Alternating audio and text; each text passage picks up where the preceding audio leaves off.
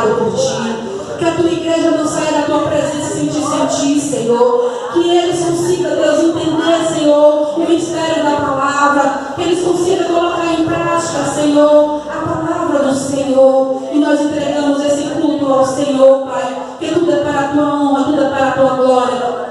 Eu te peço, Senhor, coloque anjos ministradores da bênção nesse lugar. Para, Senhor, visitar cada irmão, para visitar, Senhor, as nossas vidas, Senhor. E que Teu Espírito Santo, Deus, revela-te a nós o Teu querer, a Tua vontade. E que o Senhor cresça nesse lugar e que eu diminua, Pai. E que a Tua glória resplandeça sobre a Tua casa, sobre a Tua igreja. Fale conosco, Senhor. Me ensina, Senhor, a ministrar a Tua palavra, que é a verdade, que é a vida, que é a revelação correta, certa para o coração da Tua igreja. E que os milagres, Senhor, comecem, Deus, a operar neste lugar. Que os milagres comecem, Senhor, a ser realizados neste lugar através do nome de Jesus. E que Tua igreja, Senhor, através da Tua palavra, saia daqui, Senhor, cheios da Tua presença. É o que te pedimos, Senhor, e te agradecemos. Em nome do Pai, do Filho e do Espírito Santo de Deus. Em nome de Jesus, amém. E graças a Deus. Vamos aplaudir o Senhor, porque Ele é digno de toda a honra, toda a glória e todo o louvor. Poder se sentar em nome do Senhor Jesus. Glória a Deus. Hoje nós vamos falar de um grande milagre e suas consequências. Um grande homem de Deus, né? Sabemos que aqui nós temos um culto pela manhã, aonde se encontram mulheres de Deus, homens de Deus. E eu quero chamar a atenção sobre essa palavra, porque não quer dizer que somos de Deus e não vamos enfrentar dificuldades, lutas e até mesmo afrontas, como aconteceu com o servo Elias, um grande homem de Deus que servia o Senhor, que era um homem valente e valoroso, que já tinha feito vários milagres, já tinha profetizado na vida de uma viúva, já tinha profetizado sobre a nação de Israel, que ali não haveria chuva. E por 3 anos a palavra do profeta se cumpriu. Por que hoje, na atualidade da igreja hoje, nós não vemos tantos milagres como a gente vê esses grandes homens se destacando? O sol parou para abençoar o povo de Israel, como Josué pediu. O relógio de Acaz, quando Ezequias pediu um milagre. O profeta Elias, quando disse que não iria chover, só iria chover segundo a palavra dele. Então, assim, nós vimos que os homens de Deus, eles eram usados. Eles tinham unção, eles tinham palavra. Quando eles falavam, acontecia. Mas por que isso acontecia? Porque havia uma renúncia. Se eu não renunciar, se eu não buscar o Senhor, eu não vou ver os grandes milagres. Eu não vou receber os grandes milagres. Porque hoje nós estamos muito ocupados. Nós estamos vivendo num século onde a tecnologia avançou. Onde nós poderíamos pegar esses recursos para usar para o bem da obra, para o bem espiritual da nossa alma, do nosso espírito. Nós usamos para as coisas da terra, as terrenas. E esquecemos das espirituais, que são as mais importantes. Então Elias, ele era este homem. Ele fez um grande milagre, mas depois desse grande milagre, ele passou por grandes aprovações. E nós vamos ler lá. Abra sua Bíblia em 1 Reis 19. Isso, 1 Reis 19. Jezabel, ela era uma mulher ímpia, uma mulher impetuosa, cruel, idolatra. Ela era uma pior rainha que Israel pôde ter naquela época, porque ela não temia Deus e ela também não temia os profetas. Ela era uma mulher que adorava todo tipo de Deus. E Acabe, ao se casar com Jezabel, ele traz as práticas da nação de Jezabel para Israel. Um casamento, uma aliança que Deus não aprovou. Por que a igreja sempre fala com os membros que são solteiros? Para não casar com pessoas de julgo desigual. O que é julgo desigual? É a pessoa sendo crente e achar que, sem direção de Deus, casar com um homem que não é cristão, ou até mesmo casar com pessoas de outro ministério. Por quê? Um vai ter que ceder, porque a casa dividida, ela não prevalecerá. Então a Bíblia é clara nesses requisitos. Se a gente meditar na palavra do Senhor, Deus vai ensinar o solteiro, vai ensinar os casados, vai ensinar os viúvos. Então Deus tem suas formas de trabalhar. E hoje nós vamos ver aqui em 1 Reis 19. Todos abriram o nome de Jesus? Amém. 1 Reis 19 é o Velho Testamento. Amém. 1 Reis 19. Deixa eu abrir também, porque eu também não abri a Bíblia. Aqui.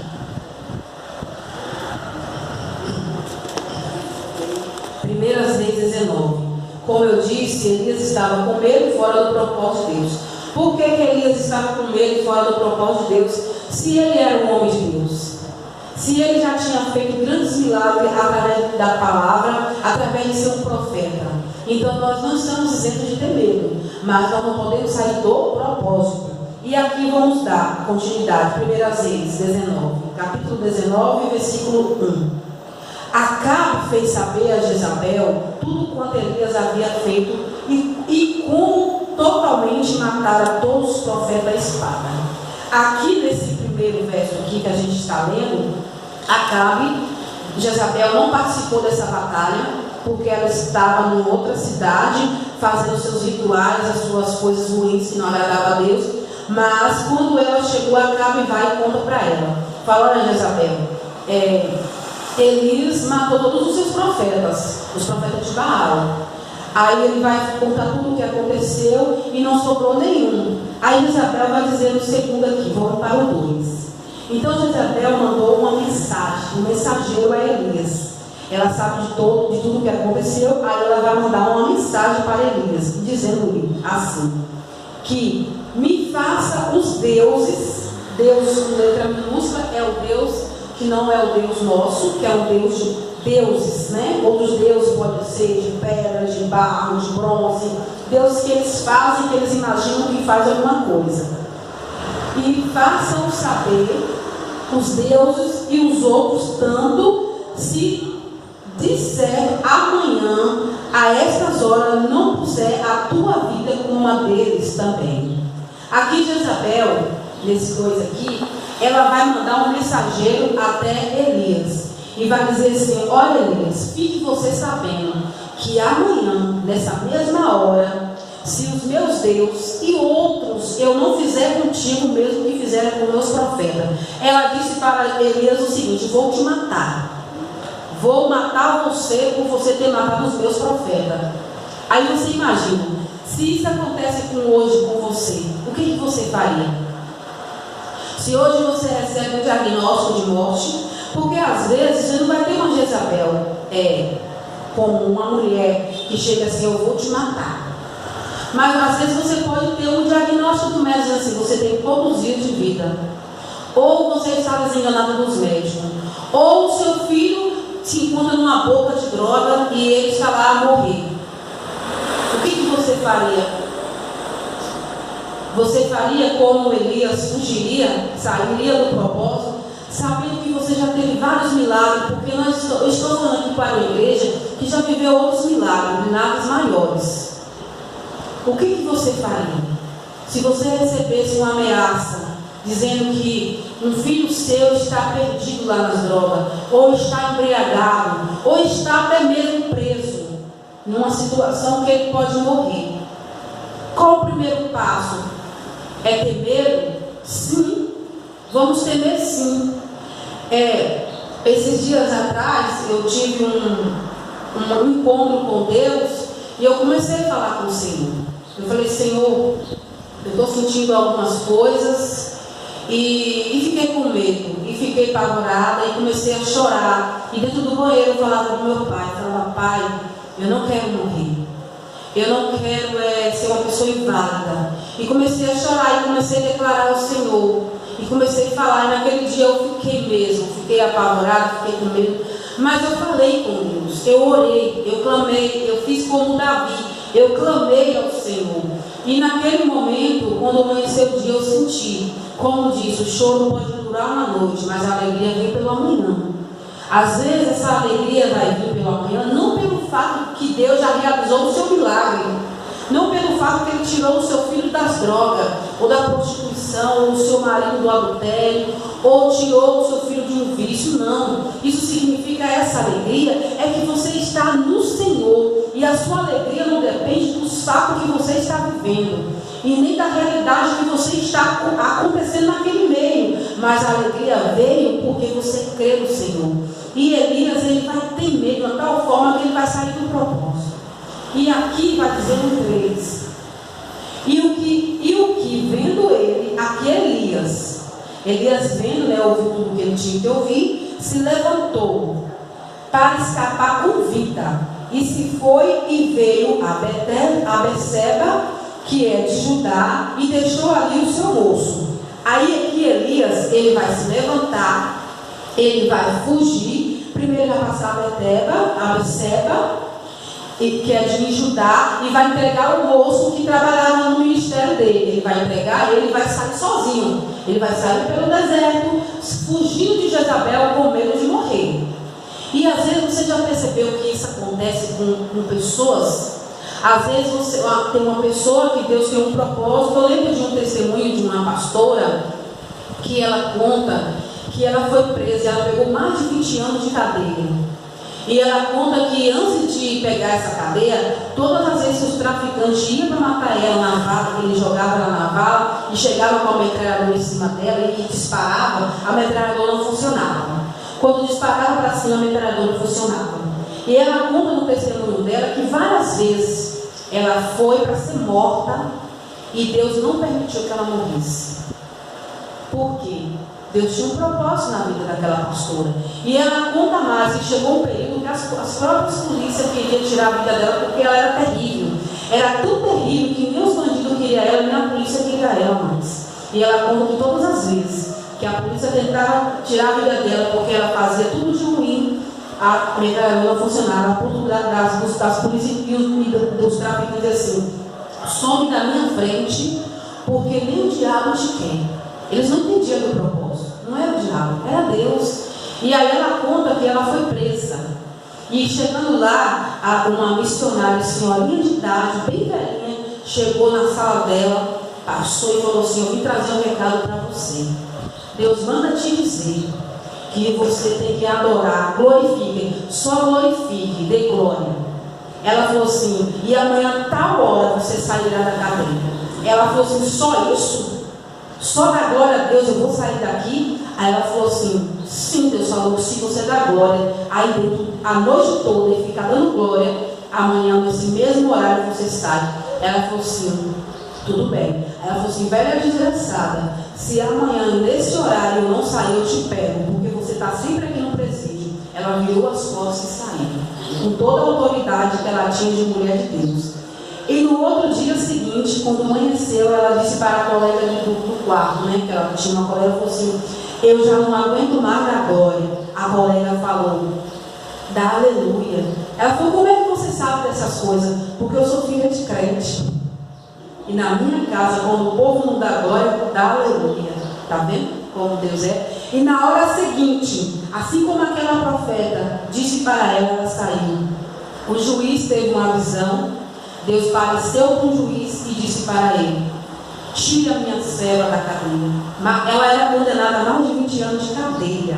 E ele falou bem assim: tire ela da cadeia e dê a carta para ela, autorizando a entrada dela em qualquer país do mundo, porque ela vai pregar a minha palavra.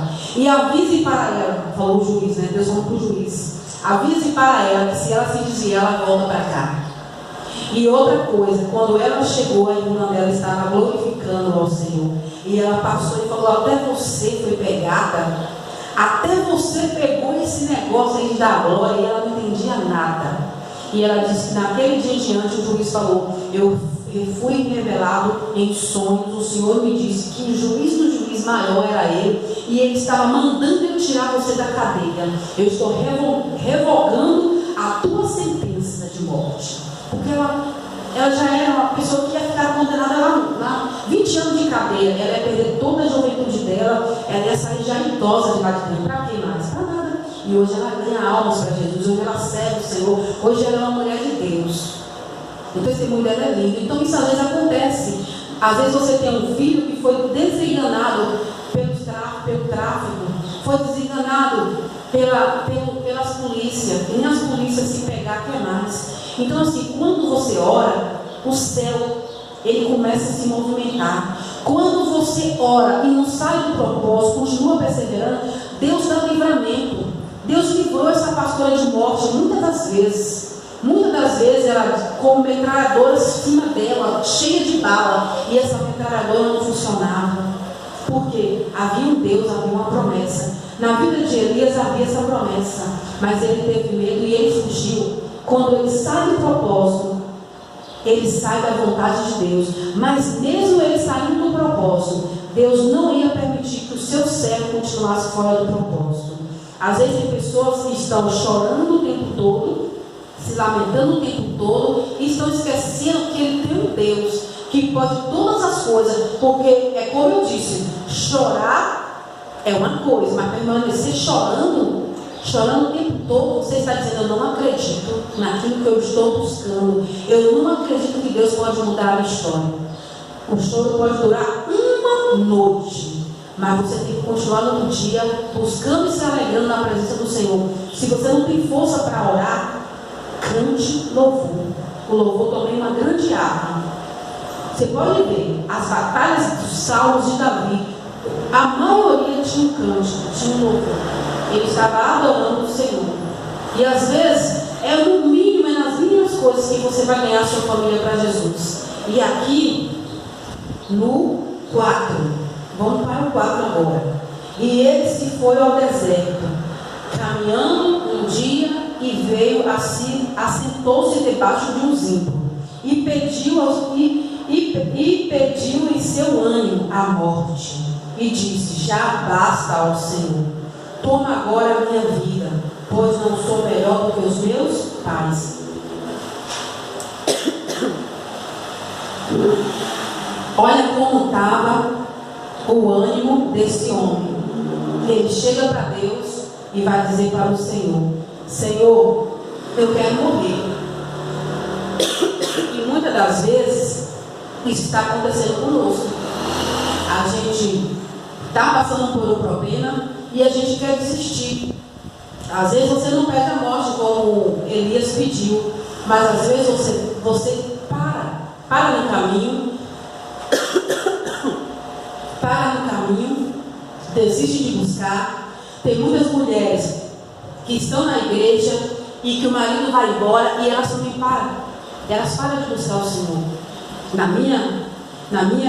Vou falar na minha cidade, não vou falar o lugar. Eu conheço uma mulher que enquanto ela estava com o marido, ela estava na igreja. Quando o marido largou ela por causa de outra mulher, ela caiu no mundão. Aí eu te pergunto: aonde estava a fé dessa mulher? Porque enquanto o marido estava com ela estava na igreja servindo o Senhor. Mas quando o marido, por alguma artimanha do diabo, entrou no casamento dela e atacou o lar dela, o marido dela foi para a casa de um amante, está morando com o amante, ela caiu nos bares, ela caiu no mundão. Aonde estava o amor dessa mulher, a confiança dela? Estava no marido. Aí eu te digo, idolatria só é as imagens? Não, ela idolatrava o seu marido a ponto do Deus dela ser o marido dela, porque ela só estava servindo a Deus enquanto o marido dela estava do lado dela. Aí eu te pergunto: se hoje o seu esposo ou a sua mulher ou a sua esposa saísse de casa, você continuaria servindo a Deus? Você continuaria servindo o Senhor? Porque às vezes as pessoas querem que as coisas aconteçam do natural, do nada. Mas o mundo espiritual existe, tem que haver uma batalha. E se não houver essa batalha, não vai ter resposta. Deus vai fazer a parte dele, mas aquela que você tem que fazer, ele não vai fazer. Se aquela mulher tivesse perseverado, buscado no Senhor, Deus tinha salvado o seu marido, mesmo que ele estivesse nos braços de uma amante, na casa de uma amante, mas as orações dela ia paralisar o espírito magia, paralisar aquela ação maligna, e aquele marido ia voltar para ela. Mas ela caiu nos bares, ela caiu no mundão, porque ela idolatrava o marido dela. E aqui aqui como Elias pede a morte, essa mulher vai para o mundo. E aqui está dizendo no 5: e deixou-se e dormiu debaixo de um zimbro, e eis que então um anjo o tocou e lhe disse: levanta-te e come. Aí você fala assim: irmã, aqui nessa mensagem está dizendo que um anjo tocou em Elias. Hoje, às vezes, você não é tocado pelo anjo, fisicamente, porque Elias, ele foi visitado pela presença de um anjo, mas você está sendo tocado pela palavra. A palavra vem e te ensina como você vencer as suas lutas com a dificuldade. Você está sendo tocado agora pela palavra. Aí você fala assim: mas isso não vai acontecer comigo. Eu tenho uma mulher fiel, eu tenho um bom casamento, eu tenho uma boa saúde. Mas Deus está te preparando para você, às vezes, ajudar um ente querido seu, um familiar seu, ou te advertindo para não cair, para vigiar, para ajudar alguém que você conhece que está vivendo uma situação dessa, ou um vizinho que tem um filho que está nas drogas, ou você conhece alguém que está vivendo um casamento frustrado, ou um irmão, uma irmã, para você dizer para ele que tem jeito, que se ele perseverar e não desistir, Deus vai resolver a situação. Então aqui Elias foi tocado pelo anjo, e nós somos tocados pela palavra. Isso também não quer dizer que Deus não pode também enviar um anjo para te tocar, porque eu conheço pessoas que já foram visitadas por anjos também, porque o que aconteceu no passado acontece hoje. Se você tiver vida com Deus, você também pode ser tocado pelo anjo. Por que não? Porque só Elias? Não. Elias é um exemplo de homem, porque se esse manifestar de anjos, de toques de anjos, de ver anjos, não fosse real, não estaria escrito na palavra do Senhor. E aqui está dizendo no 5, no 6, né? E olhou, e eis que à sua cabeceira estava um pão cozido sobre as brasas e uma botija de água, e comeu e bebeu e tornou a deitar-se. Deus estava fazendo o que aqui com Elias? Cuidando de Elias. Primeiro, Deus foi dando o alimento. O alimento hoje nosso, aqui da igreja, é a palavra. Deus está em cada culto que vocês vêm, Deus está alimentando vocês. Deus está alimentando vocês, mas vai chegar uma hora que Ele vai falar: agora é a hora de você agir o que você aprendeu na palavra. O que a palavra nos ensina sobre a cura? Às vezes você está passando por uma enfermidade. Eu digo assim, eu sempre falo com as pessoas que às vezes eu ensino na palavra: nunca receba um diagnóstico ou uma mensagem como ele recebeu um mensageiro que dizia que ele ia morrer, sem lutar antes. Primeiro guerreiro no mundo espiritual. Aí, se Deus não respondeu, ou se ele permanecer em silêncio, comece a adorar, mas não desista não. E como ficar curado? O que a palavra do Senhor diz quando Deus deu a visão para Isaías? Se aquele que deu crédito à minha palavra. Primeiro eu tenho que dar o quê? Crédito à palavra do Senhor. Eu tenho que acreditar na palavra dele, que é verdade, que é a vida. E depois o que Isaías 53:4 diz? Verdadeiramente o Senhor levou sobre si as minhas dores e as minhas enfermidades, e sobre as pisaduras dele fomos sarados. O que eu tenho que fazer? Guerrear no mundo espiritual sobre a palavra do Senhor. Senhor, sobre a tua palavra eu declaro a minha cura. Sobre a tua palavra eu estou curado, porque assim está escrito: sobre as tuas pisaduras eu fui sarada. E as dores também. Está sentindo dor? Diga: Senhor, é a tua palavra, diz que o Senhor já levou as minhas dores e as minhas enfermidades. Você tem que declarar diante do Senhor. Aí tem pessoas que recebem um diagnóstico e falam: seja feita a vontade de Deus. Qual é a vontade de Deus? Que você seja curado. Você lutou, você perseverou e Deus ficou em silêncio? Aí tudo bem. Mas você orou, você perseverou e Deus te curou? Glória a Deus. Então aqui está dizendo que Elias foi alimentado. Mas chegou um momento que Deus falou para ele: saia da caverna, Elias. O que você está caçando aí dentro? Por que você está preso aí? Deus foi alimentando Elias. Foi enviando palavra, enviando anjos, porque era dessa forma que Deus falava com os homens dele. O Espírito Santo ainda não tinha descido, Jesus ainda não tinha vindo à terra para decretar a outra forma de agir, porque hoje sabemos que o Espírito Santo fala com nós diretamente. Aqui Elias era visitado pelo anjo, e E hoje nós temos o Espírito Santo que fala conosco através da palavra. Eu estou ministrando aqui e Deus está falando com vocês, dando para vocês estratégia, como vocês vão guerrear no mundo espiritual, ensinando a vocês como agir nas áreas específicas que vocês estão lutando nesse momento. Se é na família, se é na saúde, se é um medo, se é alguma coisa que está acontecendo. Mas aqui Elias ele estava sendo alimentado. E aqui pule agora para o 9. Vai para o 9 aí. E ali entrou numa caverna e passou ali a noite. E eis que a palavra do Senhor veio a ele e disse: que faz aqui Elias? Elias estava o quê? Fora do propósito. Elias estava agora onde? Ele tinha recebido a comida, o alimento. Através daquela comida, Elias teve força para andar 40 dias no deserto. 40 dias no deserto. Mas aqui está dizendo que Deus falou: o que você está caçando aí dentro dessa caverna, Elias? Aí eu te pergunto: aonde está a sua fé? Você está agindo no mundo espiritual da forma correta? Porque nós estamos hoje num culto de família. O que a palavra do Senhor diz? Salva tu e tua casa.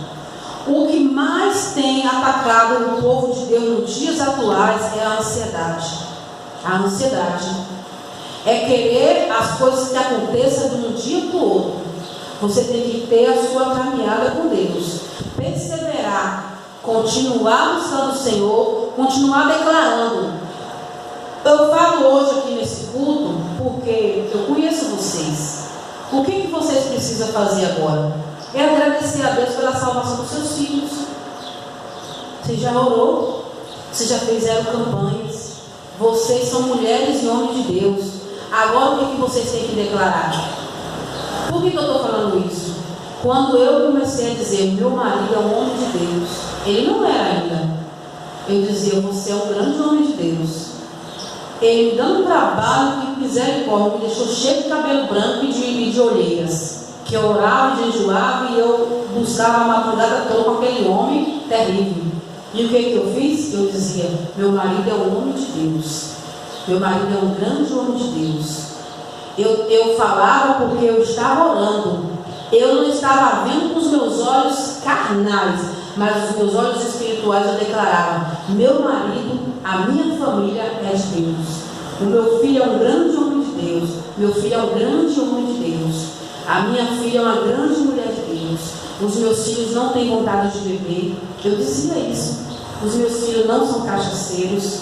O meu marido não é um homem ruim. Meu marido é um homem bom que vai me dar dinheiro, que vai suprir as minhas necessidades. Meu marido vai andar do meu lado. Eu ficava declarando isso. Quando ele falava quando ele falava algo que desagradava a Deus, eu falava: tu é um grande homem de Deus e isso não agrada a Deus. Eu comecei a declarar sobre a vida do meu marido o que ele não era, mas é o que eu estava orando e eu acreditava. Às vezes você fez muitas campanhas, você já fez muitas orações, mas quando chega no território, que é a sua casa, no ambiente onde você está vivendo, você declara o contrário. Você vê o marido, você diz: esse homem não presta, esse homem não vale nada, essa mulher não vai ser salva, esse homem é ruim, esse homem é um frio, esse homem é isso, essa mulher, esse filho é aí, meu filho é um drogado. Aí você está dizendo no mundo espiritual: eu não acredito no que eu estou orando. Porque se você não mudar as suas condutas, o seu modo de agir, o seu modo de falar, o milagre não vai acontecer. Por que o milagre começa primeiro em nós? Por que na palavra de salva tu e tua casa? Porque uma pessoa salva, ela vai saber agir. Ela vai saber que ela sendo salva, toda a sua casa será salva. E ela vai começar a decretar na sua casa vida. Por mais que ela esteja passando pelo deserto, por mais que ela esteja até apanhando do marido, mas ela vai dizer: você é um homem de Deus. E sabe o que isso vai acontecer? O seu marido vai dizer: você está diferente, você mudou. Hoje eu faço tanta coisa para você e você não age de forma que agia antes. Você não está mais brava, você não está mais nervosa, você está mais calma, você é mais tranquila. O que você está fazendo, mulher? Buscando a Deus. E vai chegar uma hora que Ele vai estar do teu lado. Começa a fazer isso. decretar: o meu filho é um homem de Deus. E começa a dizer isso para ele: filho, você é um grande homem de Deus. Filho, você é tão cheio do Espírito Santo que eu já consigo sentir isso. Filho, você não vai mais beber. Eu lembro que quando eu estava orando pelo meu filho, ele dizia para mim assim, estava num processo de libertação. Já estava começando a ir para a igreja, que ele congrega em outro ministério, e eu falava para ele assim: filho, seja verdadeiro para sua mãe. Você ainda sente desejo de beber? Ele falava: mãe, eu sinto. A boca chega a salivar de vontade de beber. Eu falei assim: mas exista, não beba. E eu decretava: você não vai beber. Você não é cachaceiro. Você nunca viu seu pai e sua mãe bebendo, porque eu nunca bebi. Eu nunca bebi. Uma vez eu experimentei assim, um toquinho na boca a cerveja, que eu arrepiei de nojo. E eu não era crente. Não era crente. Eu não gostei. Eu falei: eu não quero ser um troço que amarga. Eu falei: para que eu vou beber isso? Deus me livra. E eu falei para ele. Aí eu falei: tudo bem, vou continuar orando. Aí ele comecei orando. Aí chegou um certo dia que ele foi no encontro com Deus. E lá ele foi encontrado por Deus. Ele voltou tão cheio de Deus,